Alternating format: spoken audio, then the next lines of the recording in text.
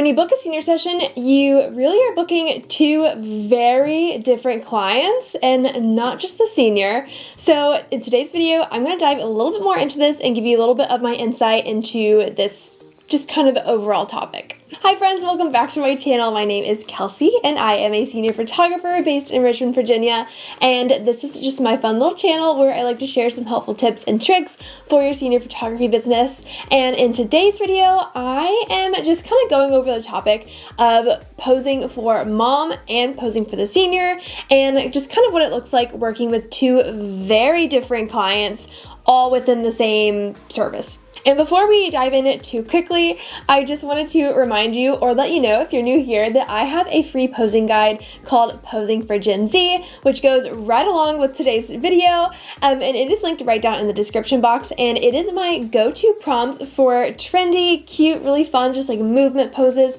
that my seniors absolutely love, and it's completely free. It's just a little thank you for being here and being a part of this fun little community, and I hope that it's super helpful for you. And it definitely should come helpful after today's video once I start diving in. So let's just go ahead and do that. Like I mentioned at the very beginning of this video, when you book a senior session, you are not just booking one client. You are booking both the senior and the mom, dad, legal guardian, whoever it might be. I'm just gonna say mom for the sake of this video because that's who I'm talking to 99% of the time. And these two clients are very different. They have very different wants and needs from their session, and they are looking for very different things. So it's important to keep that in mind while you're going through your posing workflow in your session. And I'm gonna walk you through a little bit of what I do and kind of give you a look into what each person is wanting as well. So the mom or dad, grandparent, aunt, legal guardian, whoever it is, they are looking more so for the just like close-up, classic, timeless portraits that they can print to hang on their wall, they can share on Facebook, they can compare with a baby photo. They are just looking for the classic portraits. They're looking for cap and gown photos and either like sports or extracurriculars involved in the session. And they just want the classics to be able to share and post and brag about their senior who's graduating. Your senior, on the other hand, is looking for more candid, just like fun, just kind of more like movement style photos, not so serious. They don't want the stuffy, just like stiff poses anymore.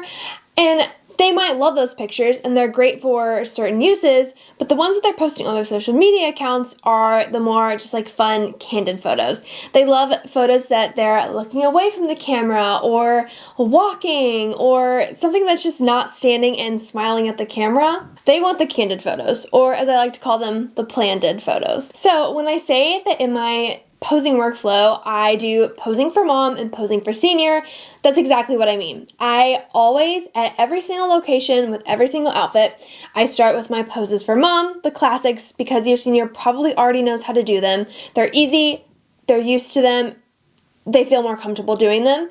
So I do my poses for mom first, the classics, and then I will get into my poses for the senior that are the more candid movement action shots. For example, say we start the session off on a sidewalk next to a cute little house. There's a cute little gate in front.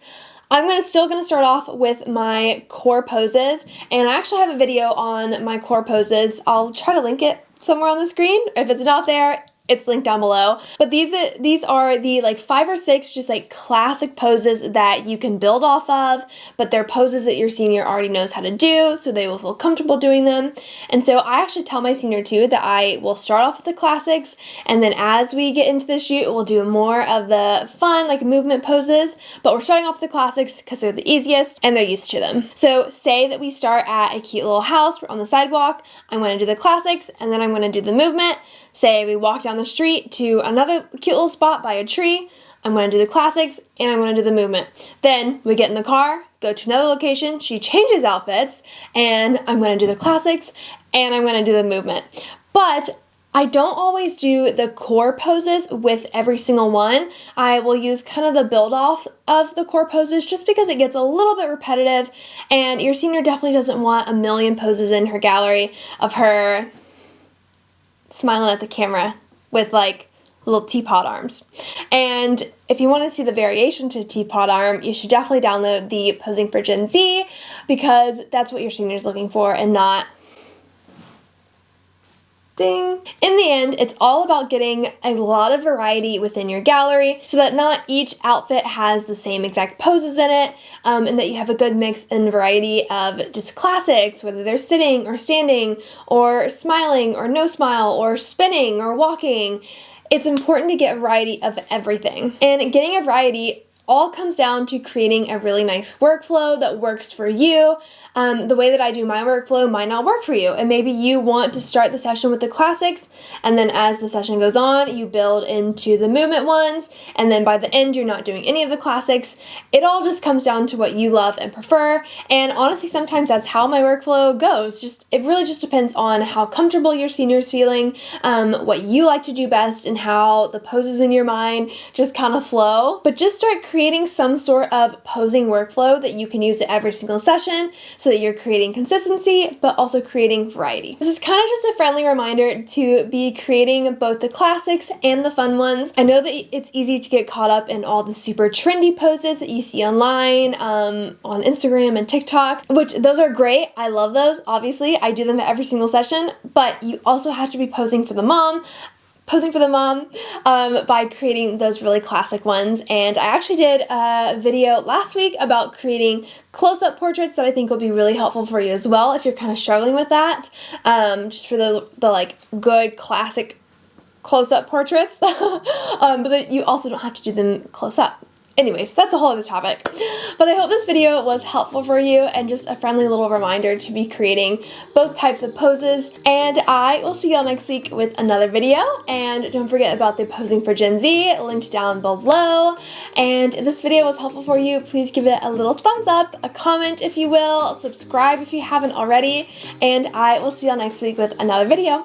Bye!